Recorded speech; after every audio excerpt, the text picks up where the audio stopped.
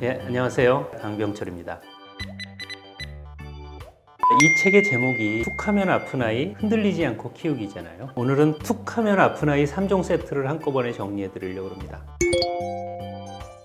아이들이 툭하면 아프다고 하는데 원인은 딱히 알 수 없고 걱정은 많이 되고 의사들도 이걸 자신 있게 얘기하기는 참 어렵고 이런 증상이 세 가지 있어요. 첫째는 툭하면 배가 아프다는 아이가 있고요. 툭하면 코피가 나는 아이들이 있습니다. 툭하면 머리가 아프다는 아이들도 있어요. 이 증상들을 우리는 어떻게 받아들이고 어떻게 해줘야 되는 걸까요, 아이한테? 첫째, 배가 아픈 경우 생각해 볼게요.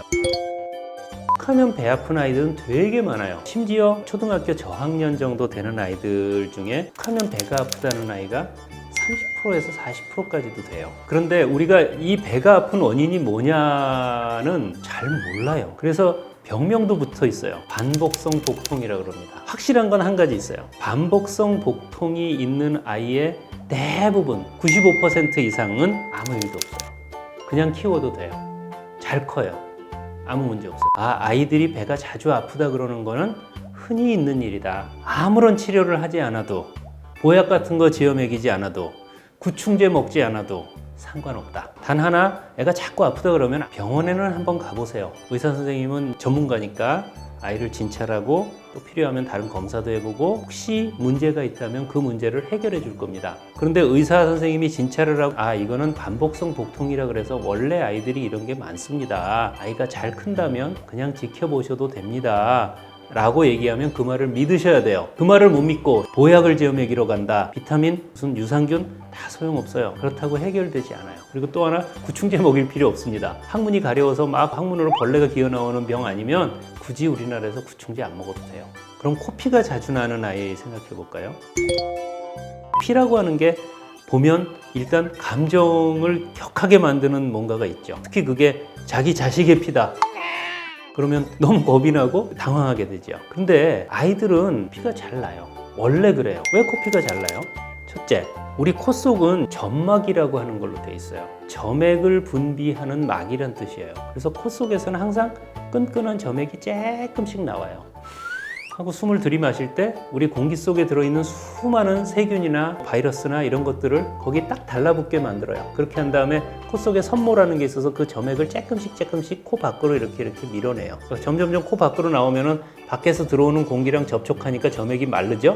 그게 뭐예요? 그게 그 유명한 코딱지예요. 근데 아이들은 점막이 약해요. 근데 코 속에는 점막 밑에 혈관이 무지무지하게 많아요. 그리고 코는 우리 하루에 4만 번 정도 숨을 쉬거든요. 숨 쉴 때마다 그 공기 속에 들어있는 이물질들을 다 제거를 해야 되고 그 공기를 폐에 도달하기 전에 따뜻하게 또는 차갑게 만들어주는 역할을 해야 돼요. 그렇기 때문에 코 속엔 혈관이 굉장히 많아요. 자, 점막은 얇죠?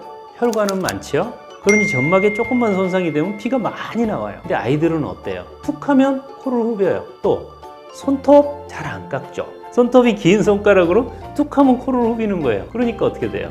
점막이 상처가 나기 쉽고 코피가 나오기가 쉬운 거예요. 어떤 아이들이든지 다 마찬가지예요. 근데 아이들이 코피가 나면요, 피가 밖으로 떨어지지 않게 뒤로 제껴요. 코피가 뒤로 넘어가요. 꿀꺽꿀꺽 삼켜요. 그러니까 코피를 너무 많이 삼키면 역해요. 그래서 애가 웩 하고 토해요. 피가 왕창 나와요. 그걸 보면 이제 엄마나 아빠가 정신이 아득해지는 거예요. 우리 애가 피를 토했어. 그러면 이제 대개 의사들은 그거를 알기 때문에 괜찮아요. 코피 나는 거를 삼켜서 그걸 토한 거니까 이건 아무것도 아니에요. 괜찮아요 라고 얘기를 해요. 근데 부모는 그 얘기가 자기 성에 차지 않는 거예요.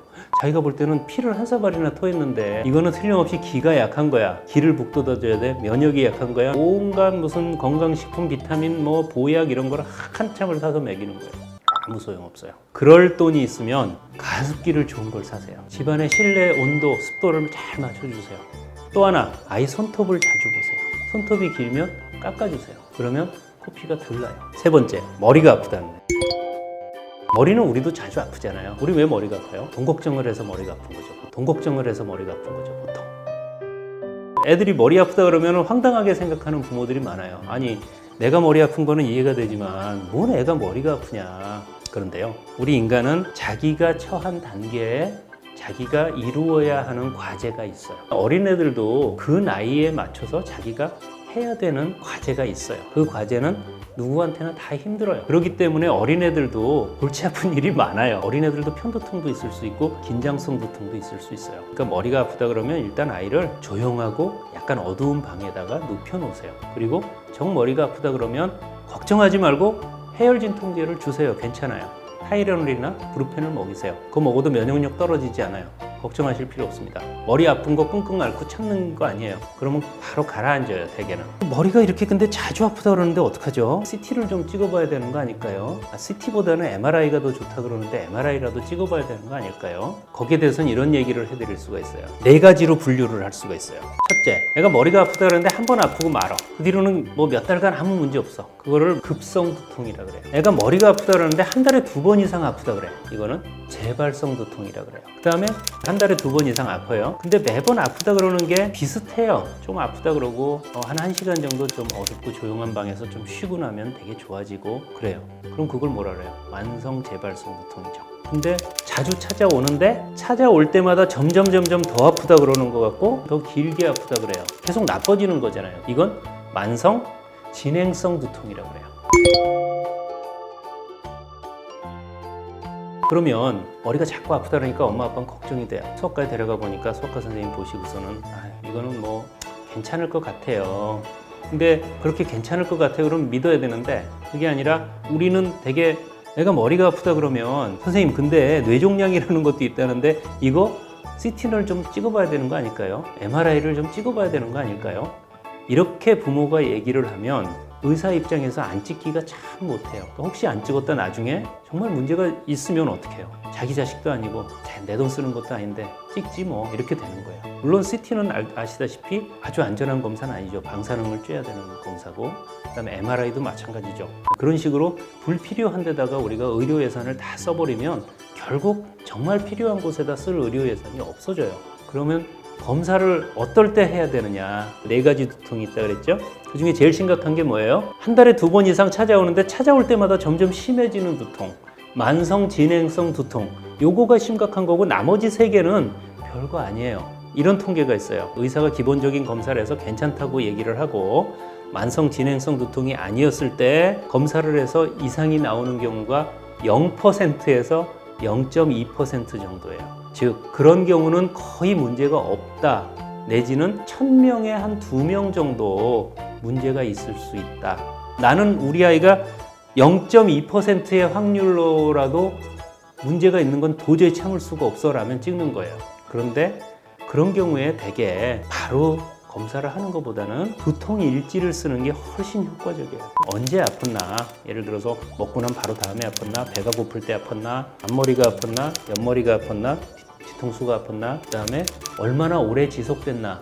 이런 거를 일지를 써봐요. 2-3달만 일지를 써도 그 패턴을 금방 알 수 있어요. 그걸 의사 선생님한테 보여주면 의사 선생님도 CT나 MRI 검사를 해봐야 될지 해보지 않아도 될지 판단하는데도 훨씬 도움이 돼요. 그리고 그걸 1-2달 늦게 찍는다고 해서 뭔가 크게 달라지는 일은 없어요. 그렇기 때문에 어린아이의 두통도 우리가 상식적으로 대처하는 게 제일 좋아요. 아이가 어떻게 아픈지를 잘 관찰하고 기록하고 대개의 경우에 관심을 가져주는 것만으로도 두통이 깨끗하게 낫는 아이들이 많아요. 그러니까 3가지 말씀드렸어요.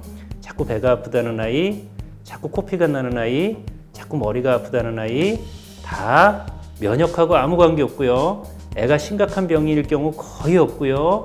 부모님들의 따뜻한 사랑과 관심이 가장 좋은 치료약이 되는 경우가 많아요. 쓸데없이 걱정하지 마시고 또 쓸데없이 비싼 거 사 먹이지 마시고 그냥 아이와 더불어서 행복하게 잘 살면 됩니다.